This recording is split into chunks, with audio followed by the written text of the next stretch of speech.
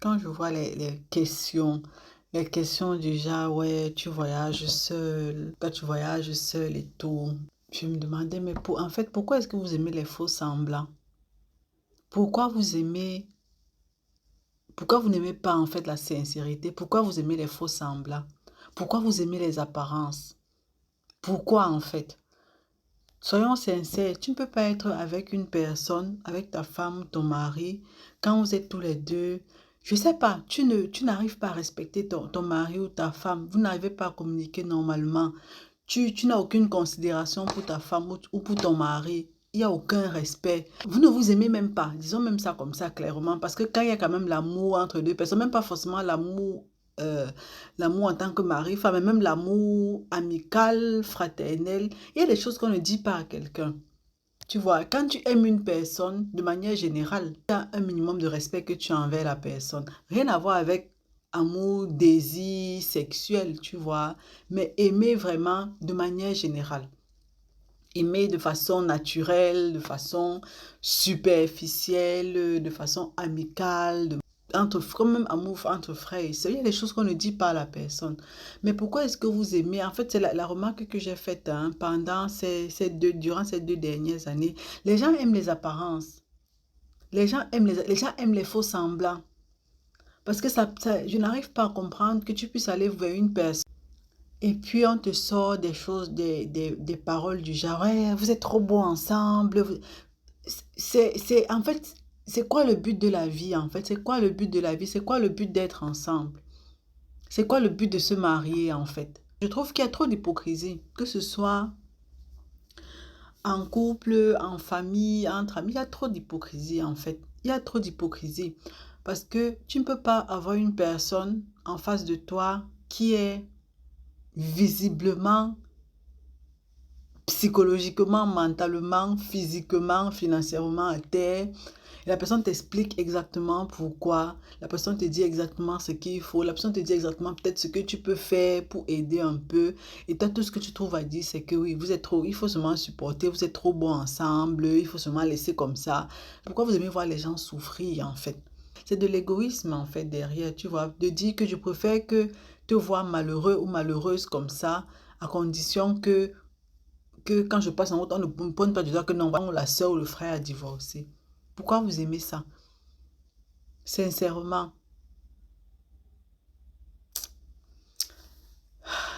En fait, j'ai appris beaucoup de choses ces 2 dernières années, que ce soit sur moi-même, que ce soit sur les relations humaines de manière générale, que ce soit sur la façon d'affronter les problèmes, que ce soit... Bref, j'ai appris beaucoup, beaucoup de choses et je suis arrivée à un point où actuellement je suis en train de me dire, je fais le tri dans ma vie en fait, je fais le tri.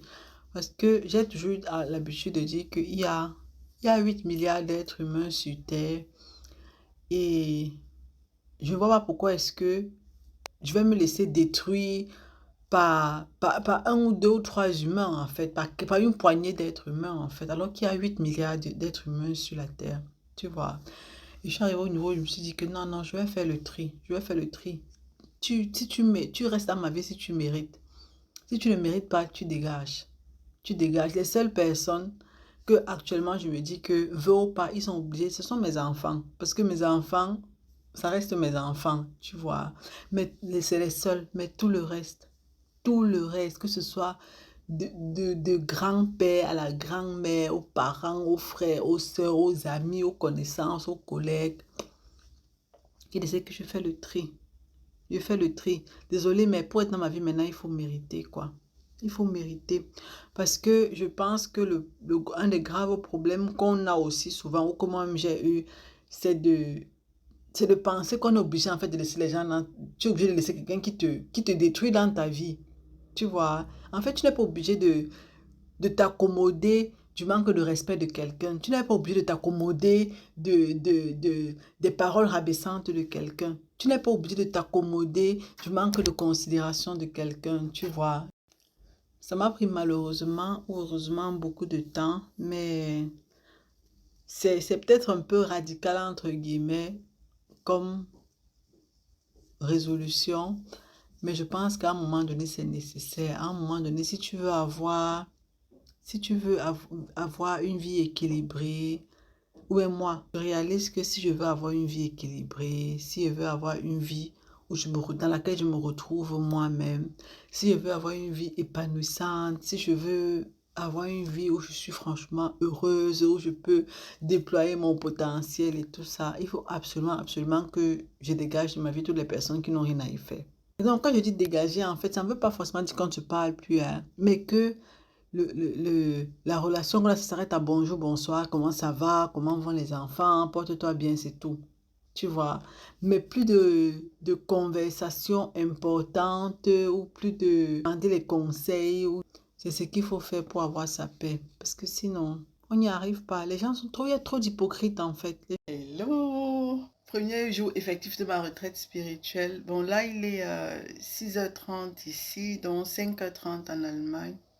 Je suis épuisée, j'ai mal partout. J'ai plus ou moins bien dormi, mais je ne suis pas très satisfaite parce que j'ai réservé en fait une chambre. Rien que je sois seule, j'ai réservé une chambre double avec vue sur la mer. Et là, j'ai une chambre double avec vue sur, sur le pool de l'hôtel, quoi. Sur la piscine. Tenez, je vous montre un peu. Donc voilà, avec vue sur la piscine comme ça. Et quand je suis arrivée, j'ai vu en bas en fait que c'est les chambres standards. Et quand tu veux en fait une chambre avec vue sur la mer, il faut payer 15 € en plus la nuitée, quoi. Or, j'ai réservé ça à l'avance déjà. Donc, je vais refaire rapidement mon sac. Hier, j'étais trop fatiguée pour discuter parce que j'avais une longue journée. J'étais fatiguée, j'avais faim. Donc là, maintenant, je refais mes affaires et puis aller en bas dire que, désolé, mais j'ai payé avec. Je veux recevoir en fait ce pourquoi j'ai payé. J'ai payé une chambre avec vue sur la mer. Donc, je veux avoir une chambre avec vue sur la mer, quoi. Je vais faire ça tout de suite pour pouvoir franchement dormir encore tranquille et me réveiller avec ce que j'avais en tête. Tu vois pourquoi je suis venue spécialement ici? Parce que si je voulais une chambre standard, je ne me serais pas emmerdée en fait à commander, à payer une chambre avec vue sur la mer, tu vois. Donc je vais aller rapidement faire une réclamation là pour qu'on me change de chambre. Je suis franchement épuisée. Si je peux en fait dormir et me réveiller une deuxième fois avec la vue sur la mer, je serais pas mal en fait. Donc je vais faire ça tout de suite là et je vous reviens. Bon, j'ai remis l'autre lit là à sa place, ça c'est le lit sur lequel j'ai dormi. J'ai refait ma valise, j'ai refait mes choses en fait.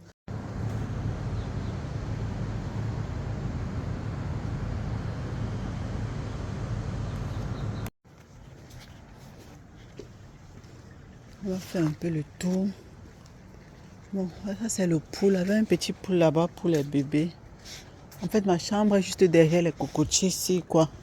Avec des mini fenêtres comme ça. Je ne suis pas du tout contente de cette chambre parce que ce n'est pas vraiment ce que j'ai réservé. Ah, le pool n'est pas très profond, super. Good morning. C'est pour aller directement dans la mer. Ah, ah, ah.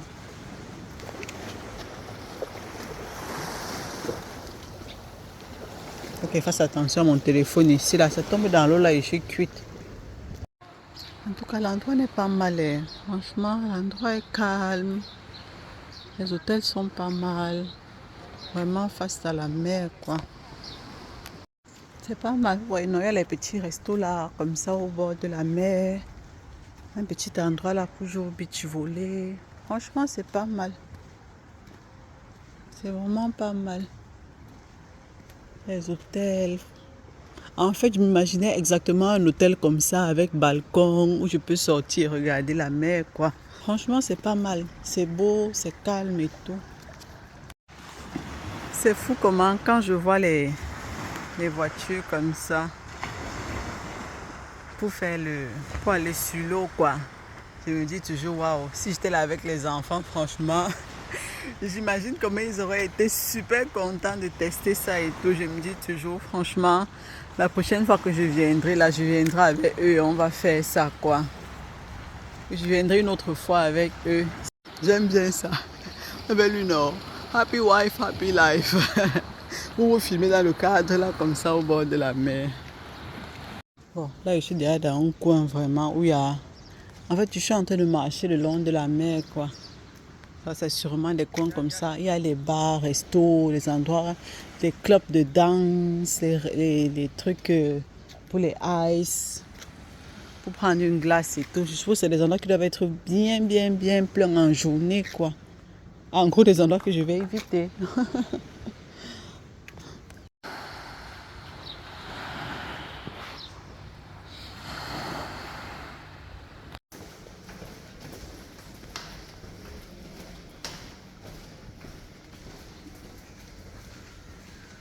So, thank you very much. So, I will get the card at the reception when I'm coming back. Okay. Now you're going to Central. Yes, I'm going. Bodrum Central or going to